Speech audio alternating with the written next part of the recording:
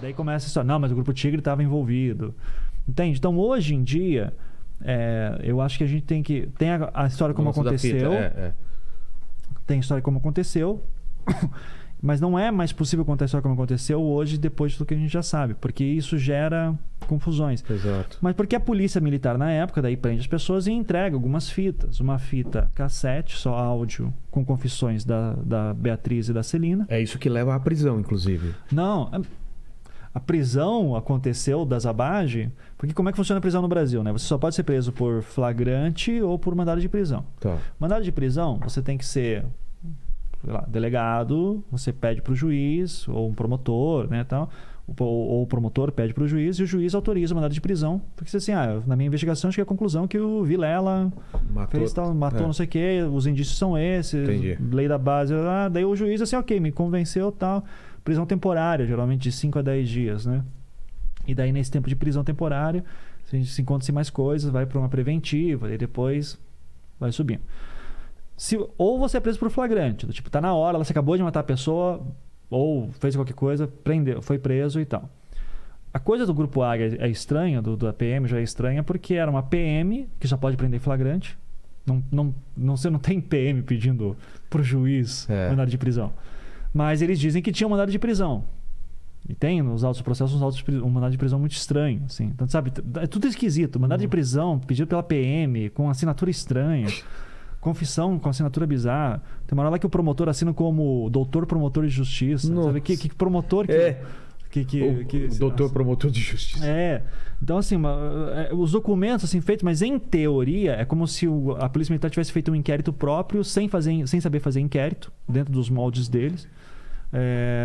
E que o Ministério Público daí releva, que diz assim, prendeu os caras, né? Tá confissão aqui e tal. Daí apresenta lá a fita de confissão. Nunca perguntou onde que foi gravado as fitas, em que condições, como que foi feito isso. E isso com a Beatriz e a Celina, desde o primeiro dia já dizendo, nós somos inocentes e fomos torturados. Desde o primeiro dia, perante o delegado. Não tem perícia na fita, não tem nada.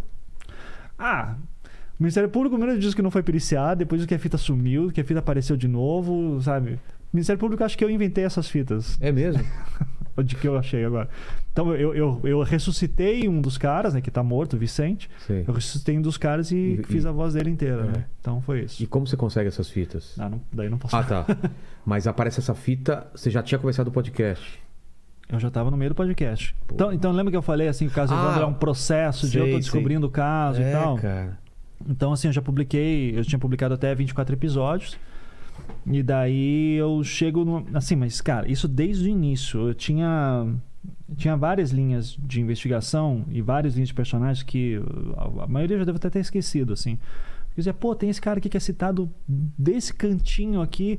Onde será que ele tá agora? Daí, fulano. E você também caía em beco sem saída também. Às vezes você ia pra uma linha. A maioria, né? Isso não aparece, né? Claro, isso não aparece. Não tem nem o que falar. O podcast já é gigantesco. Se eu falar tudo que deu errado, então fica interminável. Essas né? pessoas, então, essas 7 pessoas são presas? São presas em 92. Mesmo falando que foram torturadas e eram inocentes. Então, o Oswaldo, o Davi e o Vicente, eles continuaram confessando, mas é porque eles estavam apanhando ainda na prisão, né? Eles estavam sendo ameaçados. E daí diz assim, tem uma hora, inclusive, que é bem icônica, tanto da série, do podcast, enfim, da história, enfim, que é uma coletiva de imprensa, em que os 3 sentam, tá todos os veículos, tá pais e mães de crianças desaparecidas, e eles começam a explicar como é que foi o ritual.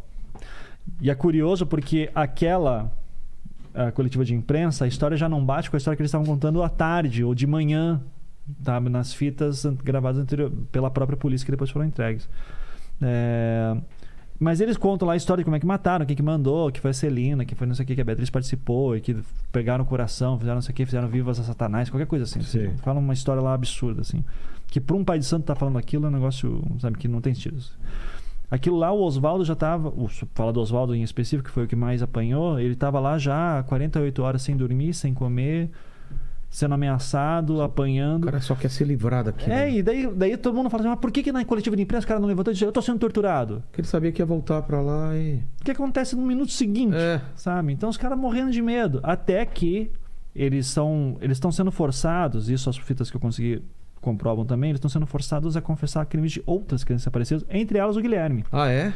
Tem um trecho lá de uma fita que aparece lá Quem que foi essa criança? Ah, desapareceu. Você vê que assim, isso aí não colou na época porque o cara não conseguiu montar a versão direito. Porque ele fala, a criança desapareceu...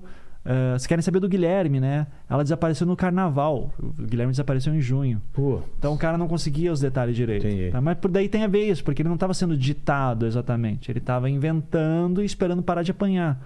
E o policial estava talvez dando dicas. Tentativa e erro, né? Tem uma hora da confissão dessas fitas que eu consegui que o Oswaldo fala...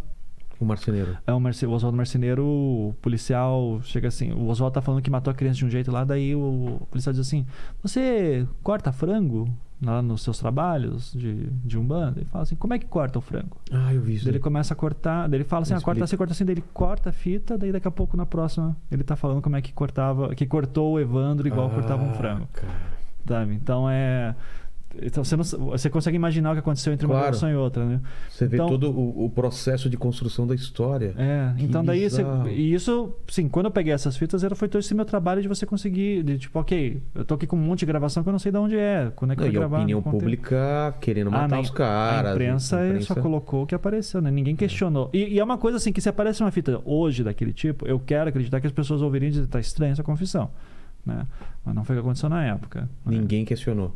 Ninguém questionou. Então essas pessoas foram presas, daí o Oswaldo continuou, o Davi e o Vicente continuaram dizendo que estavam sendo torturados. Continuaram dizendo que mataram o Evandro. Todo mundo já estava falando que não aconteceu isso. E eles estavam sem advogados. Eram pessoas pobres, esses três caras.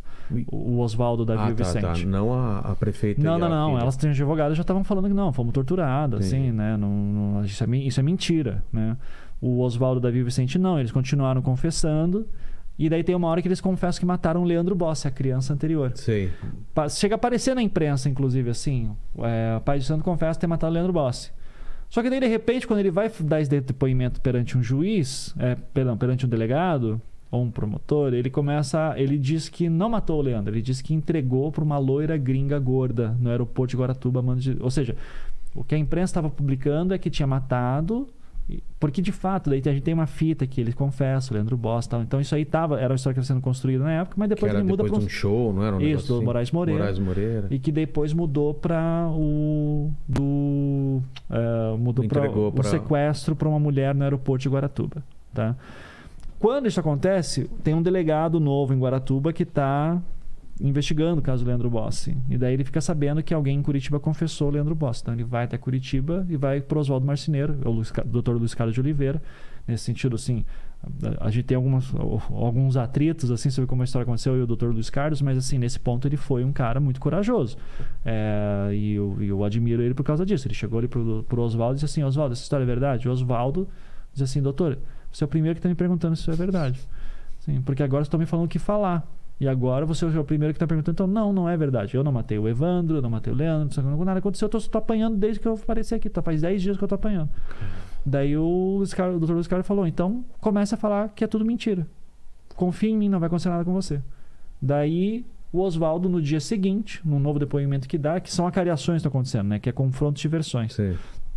Uma acariação nova que ele faz no dia seguinte, dia 13 de julho, se eu bem lembro. Ele começa a dizer, não, tudo que eu falei é mentira, eu estou sendo torturado desde então, a história do Evandro e Leandro são mentirosas. Então, veja, a partir dali o caso muda, ele vira, até pela narrativa você vê que deixa de ser, o Evandro deixa de ter tanto um foco, né, e começa a ser uma história, será que são essas pessoas ou não? Não é tipo, quem matou o Evandro? Eu quero saber se as pessoas mataram ou não. Que é até uma tristeza também, porque daí é um novo crime que está acontecendo. E por anos era só isso que acontecia. Até que daí eu consegui achar essas fitas que eram as partes das torturas que não foram entregues pela PM, né?